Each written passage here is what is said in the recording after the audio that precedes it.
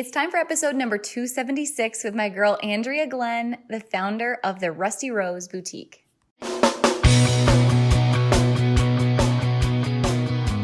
Let's talk about your business, strategy, and the juicy details of what actually works, from mainstream fashion to fashion on Main Street and the entire ecosystem behind it. How do we scale your company and do it with the balance and the happiness that we all seek?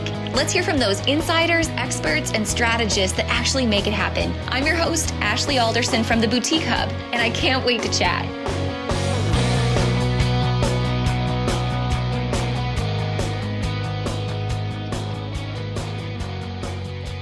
Hey guys, for nearly 10 years, my friend Andrea Glenn has been a solid boutique owner. Having both online and brick and mortar sales, Andrea has seen the ups and downs of this business. And today, she's here to tell you all about it. Getting started with going to vendor events and pop-ups and slowly building her business from a smaller brick and mortar location to a much bigger one now, and growing online and video sales throughout the pandemic, Andrea has tons of experience. You guys, she is a boutique owner that's been so active, especially in our Western industry, having been a speaker at the Western Summit and been a very active member of the Hub for so long. I'm excited for you guys to hear her growth and to hear how 10 years in business changes your perspective on things. Get ready to meet my friend Andrea Glenn, the founder of the Rusty Rose Boutique. Hey guys, welcome back to the podcast this week. I'm so excited that one of my favorite boutique owners, Miss Andrea Glenn, the founder of the Rusty Rose, is here with us today. Andrea, you just got done speaking at Western Summit in January, and now you're on the podcast. And I tell you what, I followed your boutique forever and a day, it feels like. So I'm so excited that you're here today and we get to share your story. Thank you. I am very excited to get to do this. So this is something, like I'd said, it was kind of a goal that maybe someday I get to share my story. So I just feel so touched that I get to be a part of it today. Well, I think everyone listening is going to take a ton of notes and be inspired by you and where you are right now. So let's jump into it. I want to kind of just set the tone a little bit of where you're at, what type of boutique you have, and how long you've been in business. Okay. So I just the other day we were going back and forth if it had been 9 years or 10 years that my storefront has been open. And before that, I did shows and sold online kind of pre-Facebook back in the days when you had a website, but it was like a homepage and you couldn't really shop. So we, as of right now today, we are an online store, and then we also have our brick and mortar location where we stay very busy in the storefront as well. Perfect. Man, 9 or 10 years, that's crazy. And your business has shifted in that time. So talk to me about kind of where you're at today with online and your new brick and mortar. Okay, so I had the opportunity. I always say I've kind of had a slow and steady growth. I have not been an overnight success by any means. And so year by year, we have probably the last 5 years seen, just steady growth each year. And the last couple of years, I've just really outgrown the location I was at. And I love being downtown in our community, kind of that small town, the old buildings, that feel. And so the very first of the year, I was approached by a man that had a building, and I bought it and closed on that in the middle of COVID. So that was a little scary. And then we started remodeling that, and it's probably about 3 times the size of my old store. And it's just been a long process. It's taken me a lot longer than what I thought. Again, with COVID, we've just ran into a lot of issues with mills closing and things being delayed. But as of this past Sunday, I officially moved out of my old building, and we have everything crammed in the back of the new one. And we put new doors on yesterday, and finishing floors and just kind of some painting. And then I'll start merchandising hopefully in the next week or so, and then open here in September. So I'm excited about that. It's kind of hard going into the fall because this is fourth quarter and it's our busy time, and I'm honestly fighting right now. Do I start releasing stuff online where we're not open, or do I hold off another week or two? So that's been a challenge for me this past month, but I know Yeah. everything will be good. Tell me more about what is the square footage of the new space and what's been the most, I would say, like surprising or challenging lesson you've learned in moving to a new space? Is there anything you wish you would have done differently so far? Yeah. So, my new store is 4,200 square feet. There is an upstairs loft area that is about 1,400 square feet. Hmm. I'm really excited about that because we have always kind of been a store that people come in and hang out and talk and have therapy time. And so that area I'm kind of using as you can go and hang out and have coffee or a Bible study, or you could rent it for a birthday party. It's just kind of like a welcome area. There's lots of different boho furniture and seating areas and tables. Um, and then I'm trying to think now, what were you saying too about? Biggest challenge or anything you've been Okay. surprised by? So for sure, the biggest challenge for me is the time frame and getting things done. I am a hustler and get things done quickly, and I've always kind of had the mentality that I will be the hardest worker in the room. And Hmm. things have just not moved as quick as I thought they would. And there's just a lot of things that I have not been able to do, like from a construction standpoint. So, um, just kind of having this long, drawn out situation of getting the store ready and still running my other store. I mean, we've stayed open this whole time and had the physical storefront and online and did COVID. And so I have been a little going in a million different directions the past 5 months, and it's been difficult for sure. Hmm. Thinking about the pandemic, I like to hear people's stories of how it shaped their business because I think naturally we think of the negative, right? Oh, it must have hurt so many business owners, but I hear so many positive stories about change. So, as you look back at this whole scenario and you having to close the storefront and moving to this new location, what positive has come out of that for you?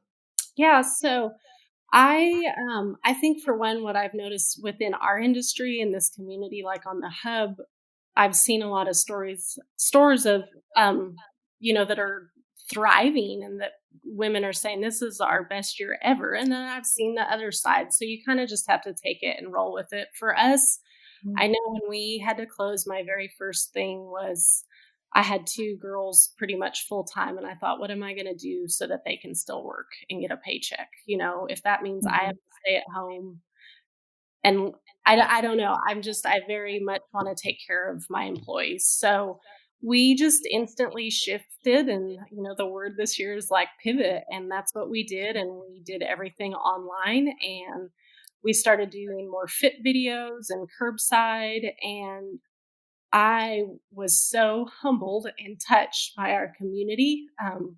I say I always try to serve them, and they constantly would come and pick up orders on the curb and give us gift cards to other local restaurants, local coffee shops. I think they really started to understand the meaning of small business and supporting us. And it was just so awesome to see that they wanted us to succeed too. So Mhm. we worked on the website and trying to do more videos of things on and just trying to figure out how we could serve everybody better online while the store was closed. Yeah, such a change, but opportunity within that, isn't there? Yes. Um, Sometimes uncomfortable situations make you better and grow. So exactly. I think about, 10 years in business, man, there's just a lot to learn. And I think it's so positive because there's a lot of new boutique owners today to hear from somebody who has, been there, done that, had steady growth.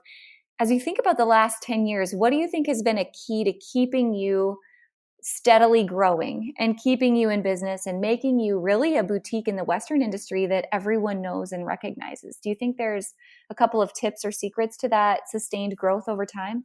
I think for me, people that know me, I'm really big on not comparing. And especially these past 5 years, I work really hard at trying to just stay in my own lane. And I think there's things that you can pick up from other boutique owners. But then you really have to work on what gifts you have and kind of do you and do your own thing. And then the other thing for me is just consistency. It's easy to see in any industry somebody that kind of has maybe overnight success and think, well, man, I'm not, what, and get down on yourself. But I've Mm-hmm. always had a goal of, we may not be every day putting out hundreds of orders online, but we're consistent and every day stuff shipping out. And so I try to always work on just staying consistent, showing up on social media, and keeping that. And I think that has helped us to kind of continue that slow and steady growth, and that it's not a Mm-hmm. up and down, up and down. We're just continually kind of growing. Yeah. What have been your favorite marketing channels through that growth and your best way to communicate with your customers? Man, so it has definitely changed for me over the years just because of the amount of time I've been doing it. I have people ask, how did you get your following? And I'm really big about not looking at numbers and not caring about that. I think starting out when I did shows and I traveled, that really helped me build up a Mm-hmm. customer base that was kind of spread out.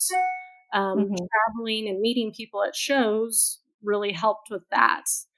Then moving forward, these past 5 years, for sure, social media has been a big marketing tool. I personally, for my business, have not done a lot of paid type marketing through social media, but we do try to really push, on Instagram and Facebook, and we have our email campaigns and our text messages, and we try to do it that way. And then store wise, we do a lot of events and um, special events in the store to keep people coming in, and more just serving them. It's not always like a trunk show to sell them stuff.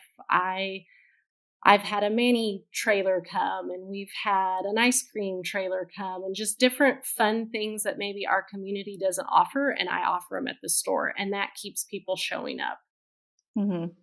I love that.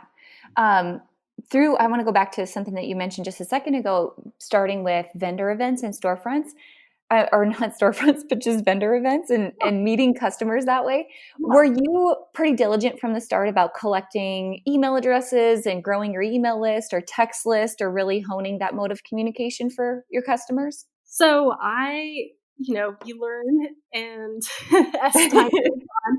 And I will say, I remember doing a lot of shows and I would have a piece of paper on a clipboard and I would have people write their email down. And then I would come home and I didn't really know what I was doing. And so Yeah. I I collected a lot of that stuff, but then I was having a hard time, actually implementing a game plan on emails and things like that. I am definitely a big believer in it now.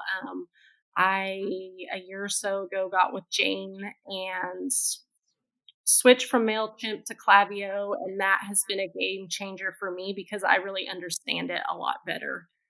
Um, Hmm. so I do think I'm kind of one of those people that you never know on social media. You never know tomorrow if it's going to be there. And I think having those contacts and your email list is very, very important. Absolutely. This year, you and I were kind of chatting about this before the podcast that vendor events have totally shifted gears, right? And Mhm. specifically the NFR, which is huge in the Western industry. And I think you've got some really unique thoughts on that and a unique take on how that will be different this year. Tell me more about that and how you think boutiques can maximize that experience if they choose to. So for me, I have done a lot of different shows and I never did go to the NFR. It was something that I'd kind of planned on doing. And then the storefront grew and I kind of shifted to a different area. I have a lot of friends that go out there, and just coming from someone that does a lot of shows, you have to do what works best for you. And sometimes those Hmm. shows can be huge and profitable, and they can also bankrupt a person if you're not careful. It's very Yeah. expensive. You have a lot of inventory. So I think that, again, is one of those you have to do what's best for you and not worry about what everybody else is doing. Um, I think the NFR, what I've noticed the last few years for my customers personally, is they are really wanting specific one of a kind pieces. And so I really shifted my buying about a year ago to get more day looks that they're going to be wearing. I have a lot of customers that are at the World Series roping and maybe not going out to the performances at the NFR. So they were wanting more day-to-day looks and not so much the flashy, sequin NFR look. Mhm. For me personally, I kind of changed that.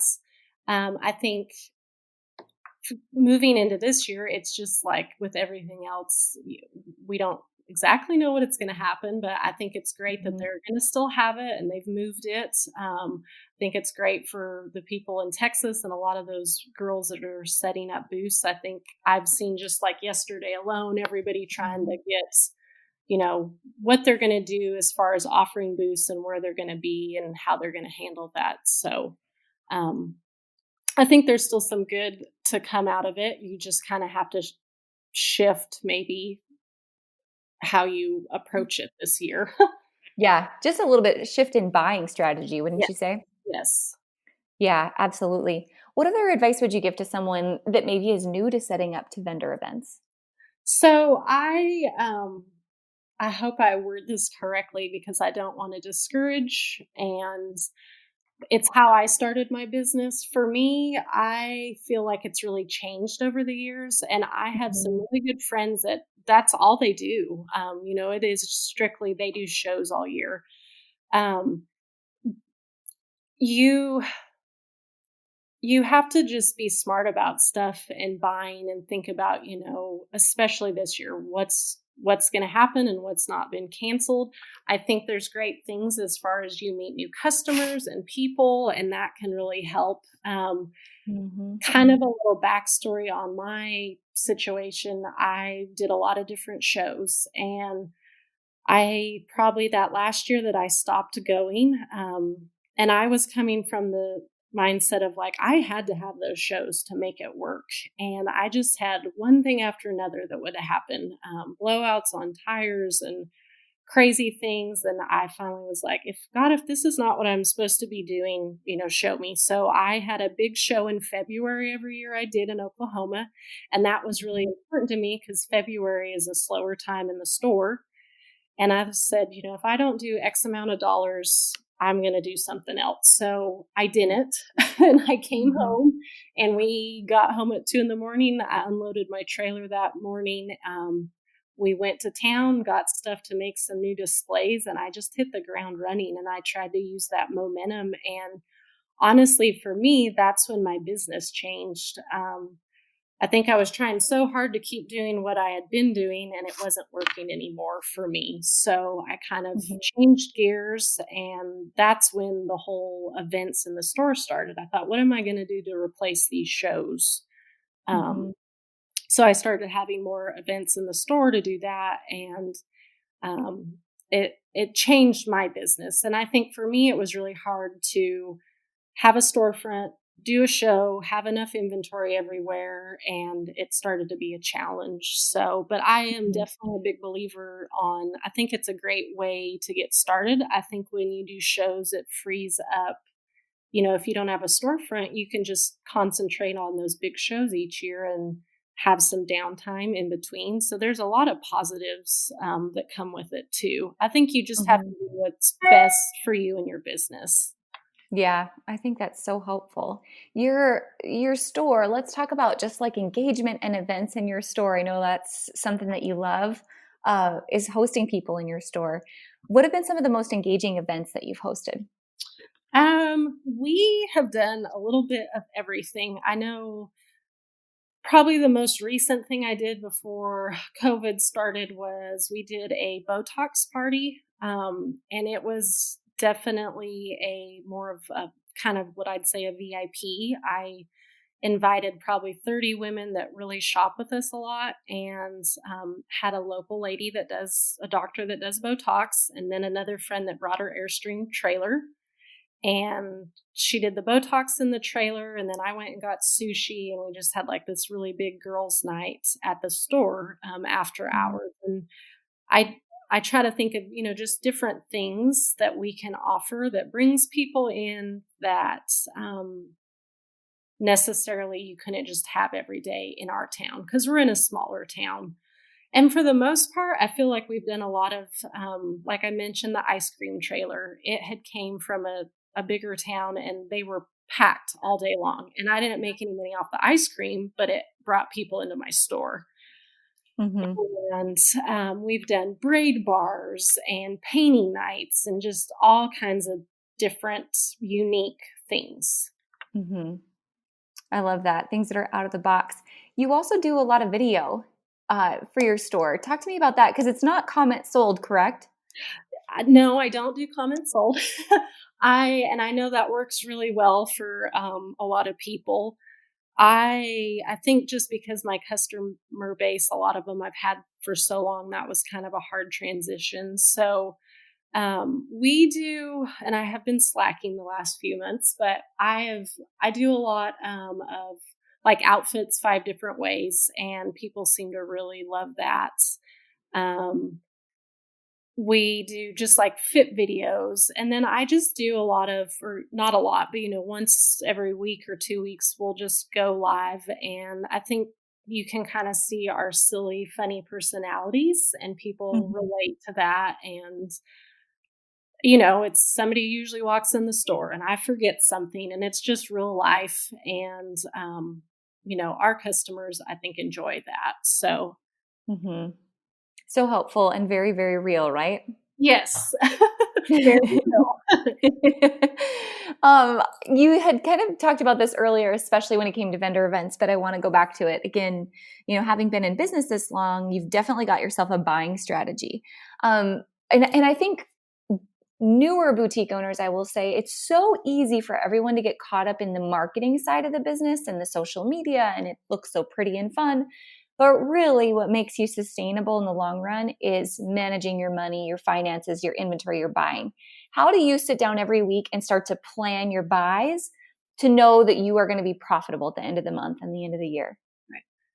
I have a little bit of a challenge for me because I feel like my customer base is pretty large on styles. Online, I definitely have more of a Western presence, but locally, the people Mhm. that are shopping and supporting me are older women, teachers. And so I really kind of have to think about a lot of different styles and what people are wanting. I am a pretty big believer because I've made a lot of mistakes over the years on not overbuying. Um, and I try to buy smart, and I try not to panic, and I am more of like a month to month. I really think about, what we have coming up, and do it that way. I go to LA a few times a year and do like immediate buying. I do that every fall right before we have our big holiday open house. And that's worked really well for me because that's all immediate ship. And, Mhm. for somebody, if girls that are out there that go to market, that can be challenging when they say it's going to ship and it doesn't. And you plan outfits and only one piece comes in. And so going out to LA and buying straight out there has helped. With immediate ships on things like that.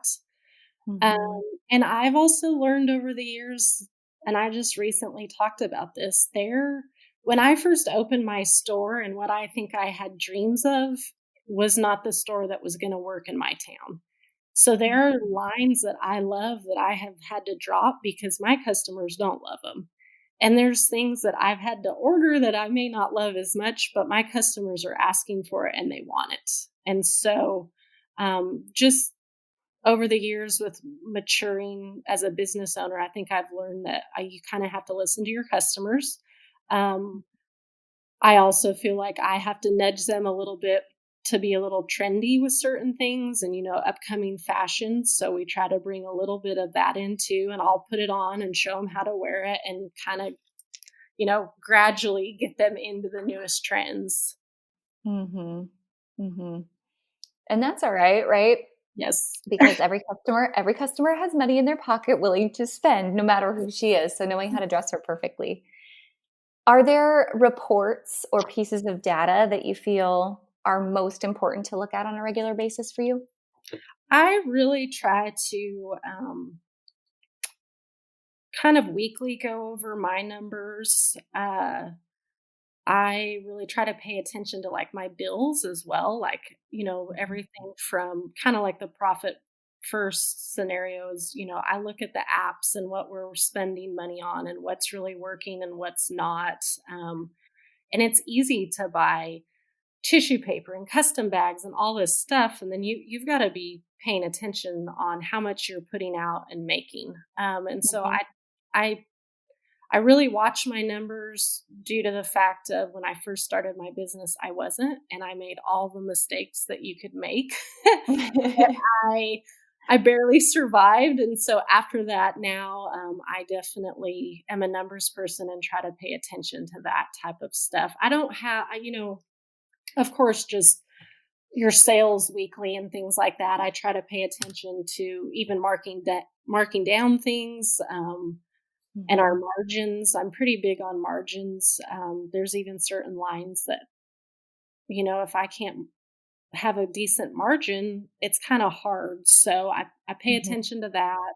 And um, I don't know. I've read that Profit First book. I guess I've listened to it twice on Audible, and I definitely try to operate my business that way. So, Yes. Oh my gosh. It's if anyone is listening and hasn't heard that yet, it's Mike Michalowicz, and he was a keynote speaker at the Boutique Summit a while back. We'll link it up in the show notes so everyone has a chance to read it. But that philosophy is so important. And I think a lot of people will say, I wish I would have done that from the very start in my business. I mean, when I first started the store, it's embarrassing to even say this, but I wasn't even paying attention. I'm like, I made X amount of dollars today. I made X amount of dollars this month, and I wasn't paying Yeah. attention to what I was spending until you get in a big bind, and then I'm like, oh my gosh. So it's just those Yeah. mistakes that sometimes you have to make on your own to figure out, like, wow, I I got to change Yeah. some things. So Oh man, and it's so easy to do that and get lost in like I hate to even say this, but I would call it the vanity metric.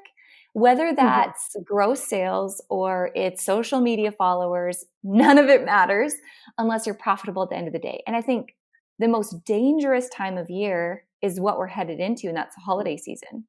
Because Yeah. so many people will bust it and they'll be like, oh, I made, blank amount this holiday season and they work twice as hard and they don't get to enjoy their family. And then they get to the end of the whole season and they're like, what did I even pay myself? And it's Yes. devastating. Yes. Yeah, Yes. you really have to pay attention to that type of stuff. So, and it's easy, when you mentioned it, and I'm big about that. Our job is to make everything look good, and our social media platforms are all the highlight reel. And sometimes things look really good, or other stores it looks really good, and they're in the hole, and it's Mhm. not. And so that's why I always go back to, like, you just have to focus on you. Yeah, So so much so. Having mentioned that, let's talk about the holidays really quick since we're going into that time of year. Do you have a favorite like holiday marketing strategy that's really helped you over the years? The biggest thing, I think, probably about 3 years ago, we started doing, our town as a whole kind of does a holiday open house weekend. Hmm. And because I love to kind of do special things in the store, we've really started to pump that up. And I basically just flip the store. I go out to LA, we buy, for that weekend. And I think that goes back for me being doing shows. I kind of take on that concept, and we totally re-merchandise. The store is full of new arrivals. I have a good friend that's a rep that always brings jewelry in for a trunk show, and it's just this huge, fun holiday shopping party experience. And that's Hmm. the first weekend of November, and that just really kicks off for us. I mean, November 1 through Christmas Eve at 3 o'clock, I'm just busting it. So, Hmm. um, I think that's really helped, and online too. I mean, sometimes we get so busy in the store that the online has kind of been challenging. But this past year, I really tried to be staffed a little bit more so we could keep those online sales going every day and showing up with new arrivals there as well. Hmm. And for me, buying this year, I think everybody has a different outlook on it, and that's great. I've seen some people that are like, stock up, you're going to get great deals. For me, I got back from Dallas market about 10 days ago, and when I was flying out there, I told myself, do not panic buy and buy smart.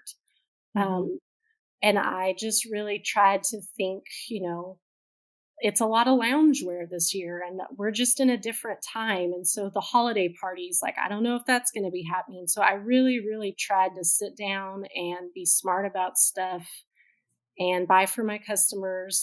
I brought in some new things that I think kind of go with what's going on right now, some self-care and wellness. And it's definitely a year of pivoting for that. But I tried to really buy smart for this upcoming season, Hmm. but still buy enough to plan on, like, you're going to have a great fourth quarter. We're going to break goals again. So, Yeah. Oh, that's awesome.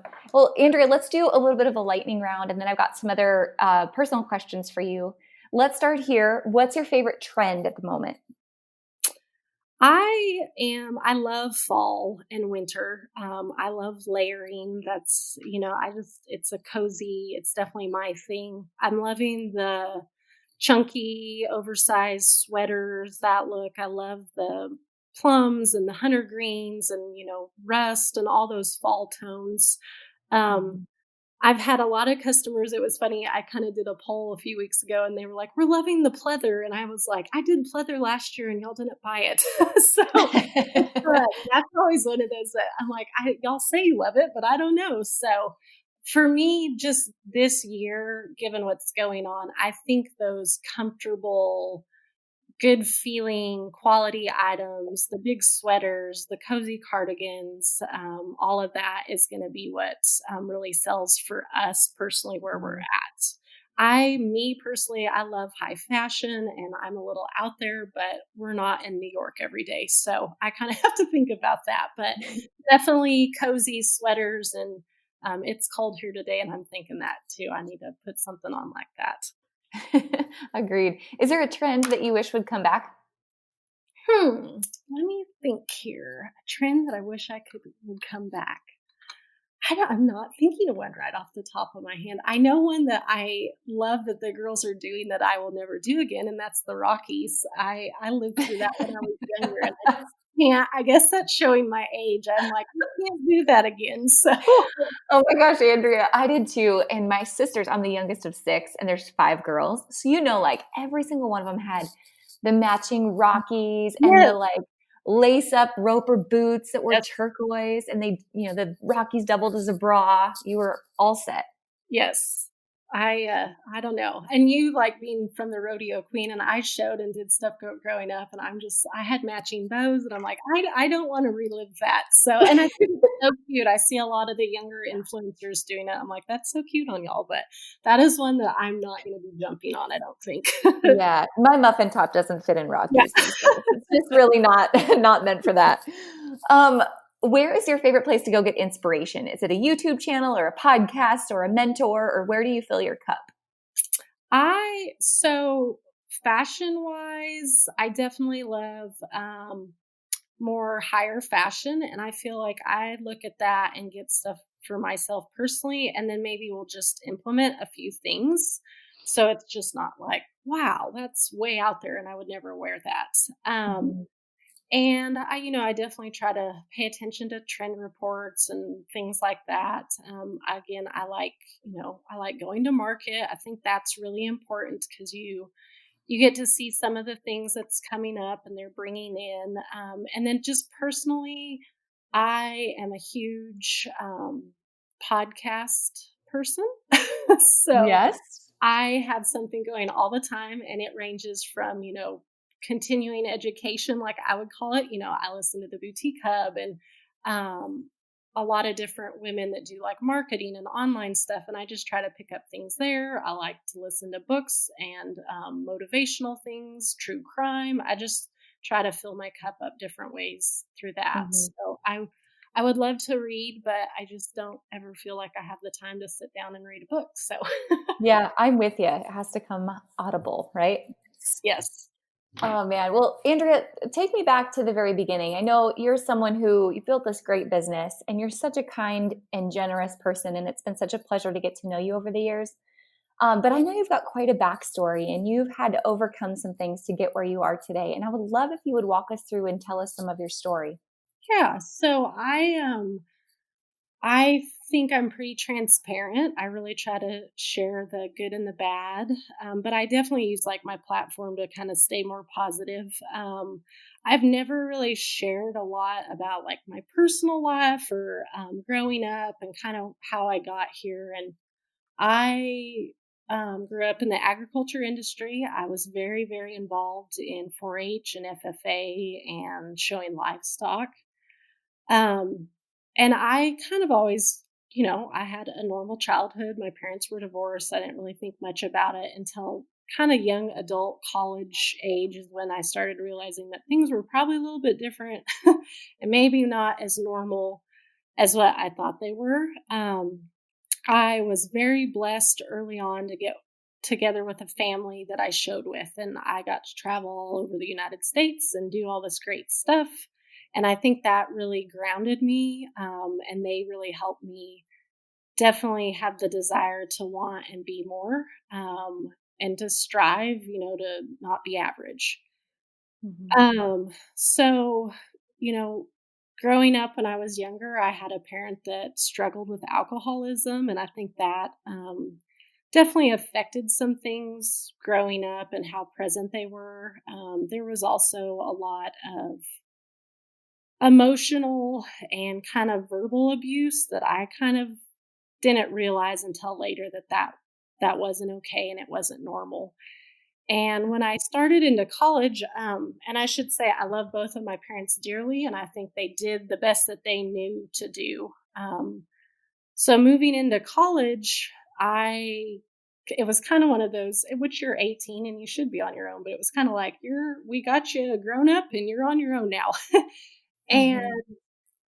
I kind of quickly I wouldn't say spiraled out of control, but I didn't really have a home to go back to, and I was very lost. And I quickly got into this dark kind of area in my life, and really started struggling with depression and anxiety, and had a hard time. And I think, like for me, the home I had grown up in was sold, and then that parent really didn't have a home. And then the other one, I was definitely the step kid and did not feel welcomed. And, I remember on holiday breaks from college, it was like, where do you even go?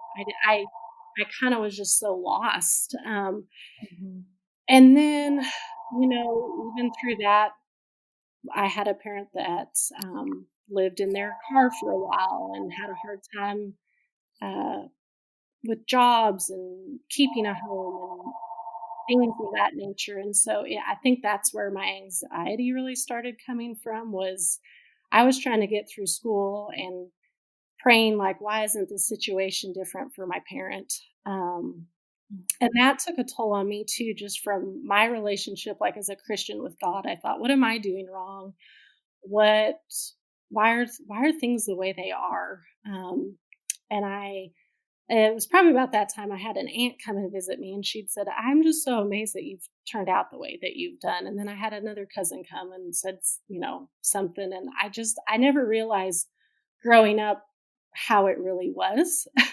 Mhm. And I think that's kind of why I'm a fighter for things, because that's what I've always done. And then I got married. My husband's great. And then in my 30s, I went to counseling. And that's when I really realized, okay, it's not your fault, Andrea. And these are things that you cannot control. Mhm.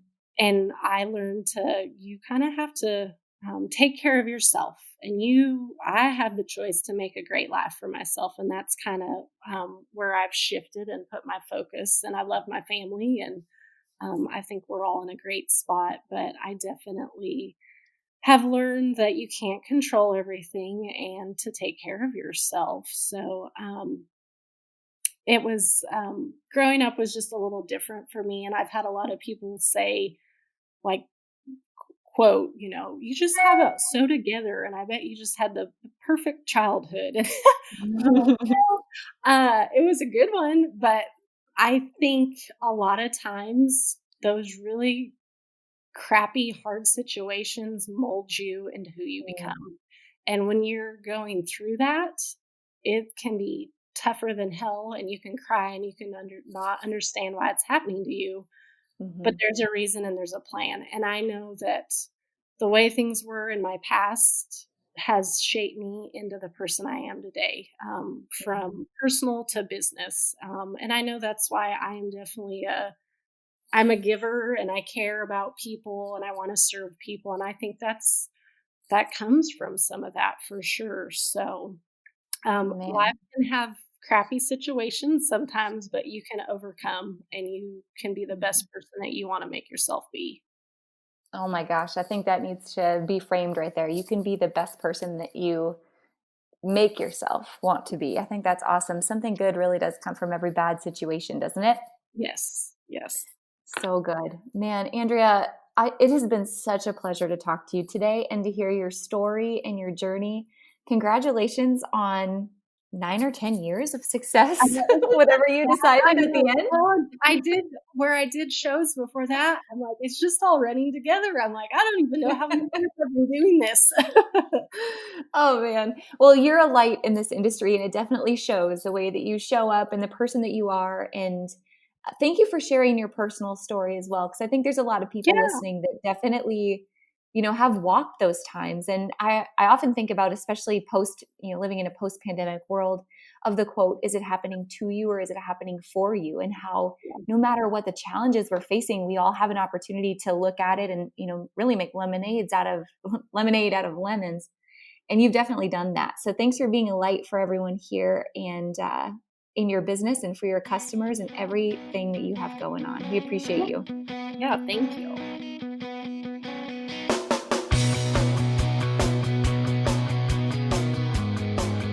Hey guys, thank you so much for listening to this episode. We hope that you loved it. Don't forget to hit subscribe and leave a rating and review down below for a chance to be one of our featured listeners each and every week. For more information on our spirit of community over competition and how to access complete show notes and bonus downloads from our guests, head on over to theboutiquehub.com and join the community. We'll see you next week.